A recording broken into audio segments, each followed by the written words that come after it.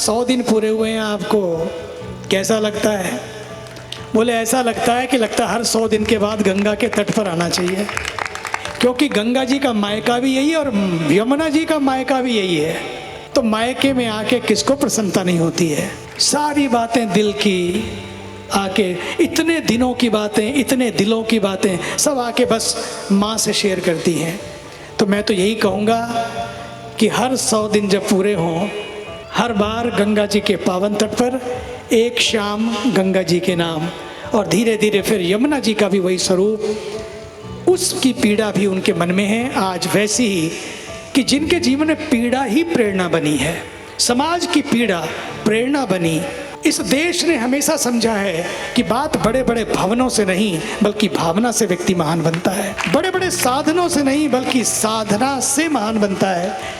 ये साधना, ये भावना, ये भाव ही आदरणीय रेखा जी की सबसे बड़ी पूंजी है, सबसे बड़ी पूंजी है। हम उस धरती पर हैं जिस धरती ने पूरे विश्व को वसुधैव कुटुंबकम के मंत्र दिए, सर्वे भवन्तु सुखिना के मंत्र दिए। ये वो धरती है जिसने लोगों को जीवन जीना सिखाया। ये ऋषियों की धरती है।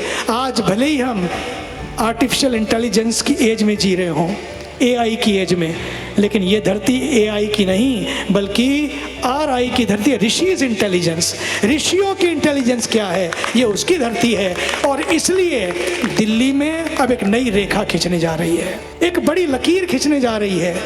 वो लकीर किसी को छोटा करके नहीं, किसी को छोटा समझ के नहीं, किसी को छोटा बनाकर नहीं, बल्कि लकीर ऐसी खींचो, रेखा ऐसी खींचो कि सामने वाले को लगने लगे जिए तो हम भी ऐसे जिए, कदम ऐसे चलें कि निशान बन जाएं, काम ऐसे करें कि पहचान बन जाए, जिंदगी जिए तो ऐसी जिए कि जिंदगी एक मिसाल बन जाए, जिंदगी एक मशाल बन जाए। उस मशाल को पकड़ाया है हमारे देश के अद्भुत प्रधानमंत्री श्री नरेंद्र मोदी जी ने कि एक मशाल लेकर चलो सत्य की, एक मशाल लेकर चलो सत्ता की नहीं, सत्य की मशाल लेकर चलो। और जब सत्य साथ चलता है, truth is like a magnet, it draws everybody, attracts everybody.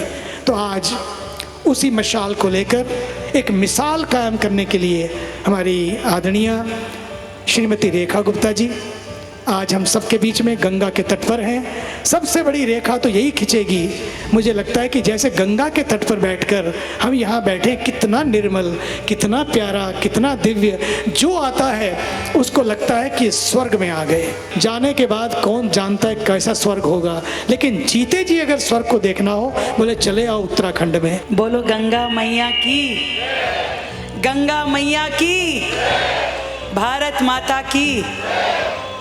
आज सच में गंगा तट पे बैठ के सुंदर संकीर्तन सुनते हुए आदरणीय गुरुजी के सानिध्य में, आदरणीय गुरुजी मुरलीधर जी के भी सानिध्य में, और आप सभी देश के अलग अलग हिस्सों से आए मेरे भाई बहन यहाँ बैठे हैं। मैं बता नहीं सकती कि गंगा मैया के इस तट पे बैठ के मैं कैसा महसूस कर रही हूँ। सरकार के 100 दिन पूरे हुए, हमने शाम के समय यमुना जी पे आरती रखी और मुझे कभी वो दृश्य याद आ रहा है कि जो कल शाम को मैंने आरती करी और कभी ये दृश्य मैं देख रही हूँ जहाँ कल कल पानी बह रहा है। कल जो यमुना जी थी वो सूखी हुई थी, पानी नहीं था उसमें, था भी तो ऐसा नहीं था कि जिसका आचमन भी किया जा सके। और आज जो गंगा जी मेरे सामने बह रही है, इस जल की खुशबू से ही स्मृतियाँ, मन, शरीर सब ऐसा लग रहा है कि न जाने कितनी एनर्जी आ गई है। दिल तो ऐसा हो रहा है कि झोली में भर के गंगा जी को दिल्ली ले जाऊं, पर लेके कहाँ जाऊं? अभी तो वहाँ इनको ले जाने के लिए भी सही जगह नहीं है। सबसे पहले तो इनको लाने के लिए मुझे जगह बनानी होगी, वो यमुना जहाँ पे स्वच्छ जल आके अपना विरल रूप दिखा सके वो बनाना होगा।